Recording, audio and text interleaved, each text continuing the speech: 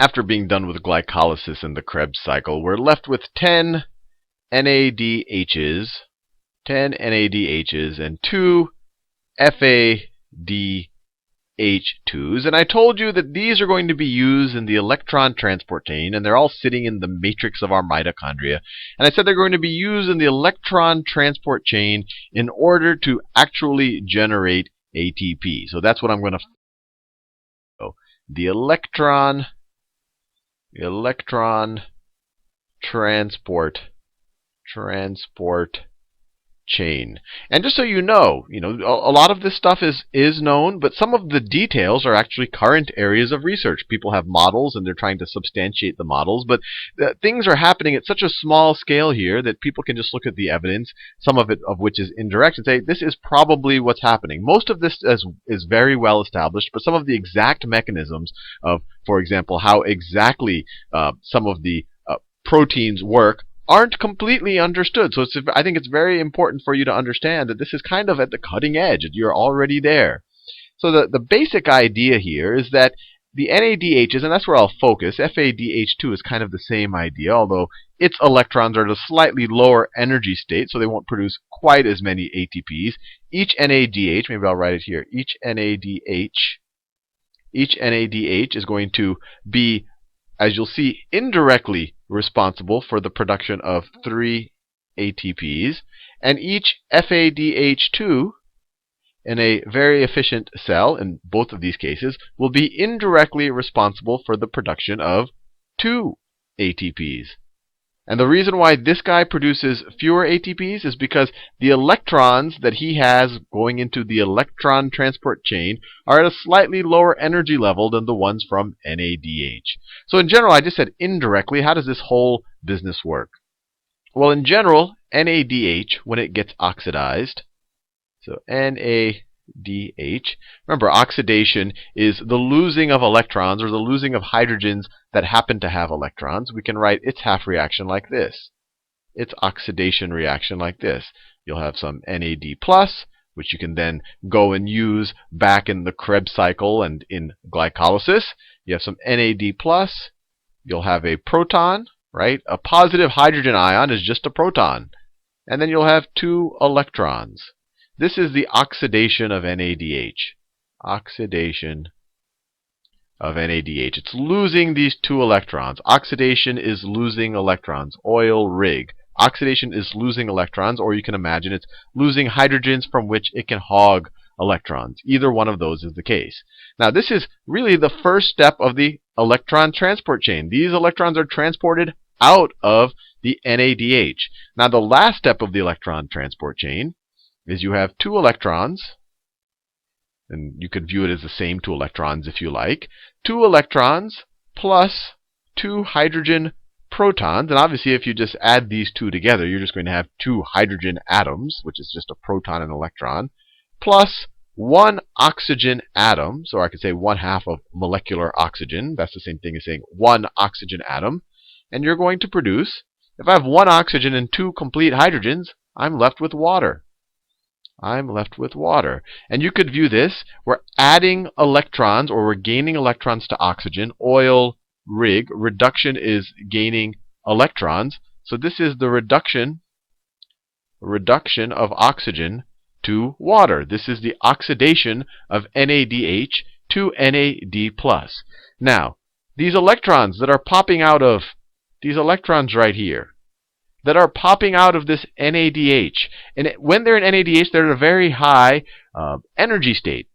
And what happens over the course of the electron transport chain is that these electrons get transported to a series of, I guess you could call them transition molecules. But these transition molecules, as the electrons go from one to the other, they go into slightly lower energy states. And I won't even go into the details of these molecules. One is coenzyme Q, and cytochrome C.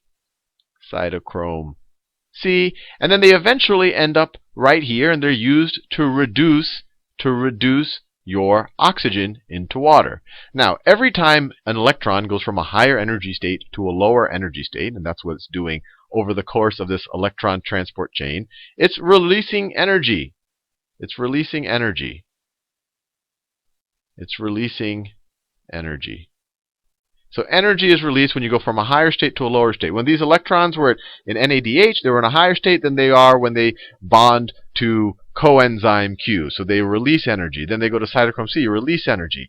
Now that energy is used to pump protons across the cristae, across the inner membrane of the mitochondria. This is all very complicated sounding. And this is the cutting edge. This is the cutting edge. So it maybe should sound a little complicated. So let me draw a mitochondria. So let me draw a small mitochondria just so you know where we're operating. That's its outer membrane.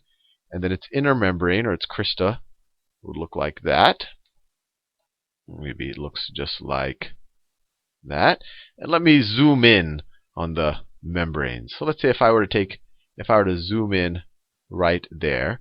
So if I were to zoom that out, that box would look like this. You have your crista here, and I'm going to draw it thick. Right? So I'm zooming in. This green line right here, I'm going to draw it really thick. I'm going to color it in with green, just like that. And then you have your outer membrane. This outer membrane, I can do it up here, and I'll just color it in. You don't even have to see the outside of the outer membrane. Right here, this space right here, this is the outer compartment. Outer compartment. And then we learned in the last video, this space right here is the matrix. This is the matrix. This is where our Krebs cycle occurred and where a lot of our NADH, or really all of our NADH, is sitting. So what happens is every time NADH gets oxidized to NAD+, or and the electrons keep transferring from one molecule to another, it's occurring in these big protein complexes. And I'm not even going to go into the details on this. So each of these protein complexes span, so let's say that's the protein complex where this first oxidation reaction is occurring and releasing energy. And then let's say there's another protein complex here where the second oxidation reaction is occurring and releasing energy. And these proteins are able to use that energy to essentially pump, it might all seem very complicated, to essentially pump hydrogens into the outer membrane. It actually pumps hydrogen protons, and let me be very clear, hydrogen protons into the outer membrane. And every one of these reactions pump out a certain number of hydrogen protons.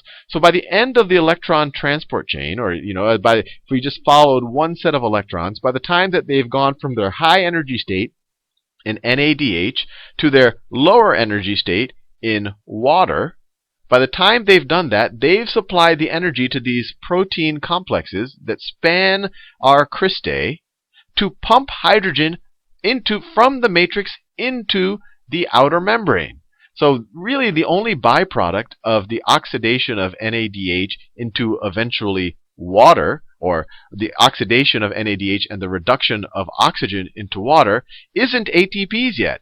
It's just this gradient where we have a lot higher hydrogen proton concentration in the outer compartment than we do in the matrix. Or you could say that the outer compartment becomes a lot more acidic. Remember, acidity is just hydrogen proton concentration, the concentration of hydrogen protons.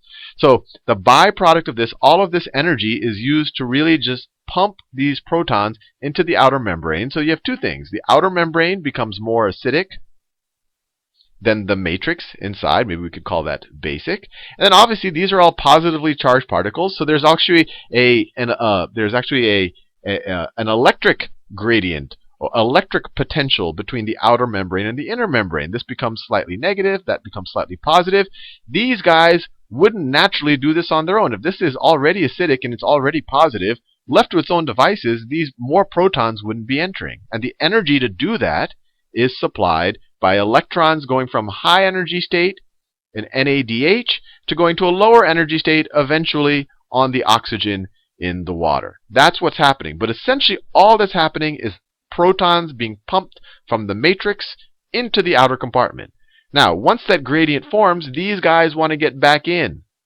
These guys want to get back in to the matrix. And that is where the ATPs are formed.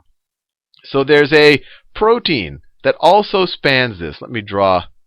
So remember, this is all this inner membrane right here. Let me just draw it a little bit bigger right here. So that's our inner membrane, our cristae right there. There's a special protein called, and I'll show you actually a better diagram of what it looks like in a second, called ATP synthase. ATP ATP synthase. And what happens is, remember, because of the electron transport chain, we have all of these hydrogen ions up here. All of these protons, really, all they are is a proton, that really want to get back into the matrix down here. They really want to get back down into the matrix, but they can't. This cristae is impermeable to them, so they have to find a special way to get through. They were able to go the reverse direction through these special protein complexes. Now they're going to go back into the matrix through ATP synthase.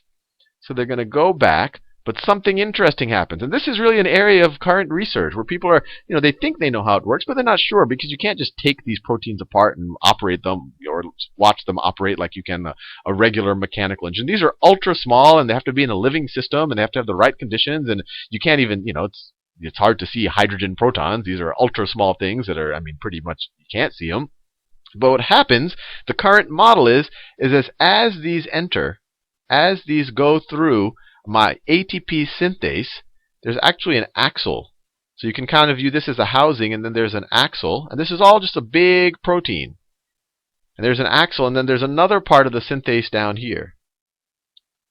So you can imagine, this is kind of mind-blowing that something this fancy is occurring on the membranes of pretty much all living systems cells. It's not just eukaryotes. Even prokaryotes do this. They don't do it in mitochondria. They do it in their cellular membrane. But it's a pretty neat thing. And what happens is, as these go through, you can kind of imagine as water flowing through a turbine. It mechanically causes this structure in the middle to spin. To actually spin. This is the current thinking. And this thing is all uneven. It's not like this nice tube, it'll look all crazy like that. And what happens is that an ADP molecule, let's say that this is the A part of the ADP, and then you have two phosphate groups.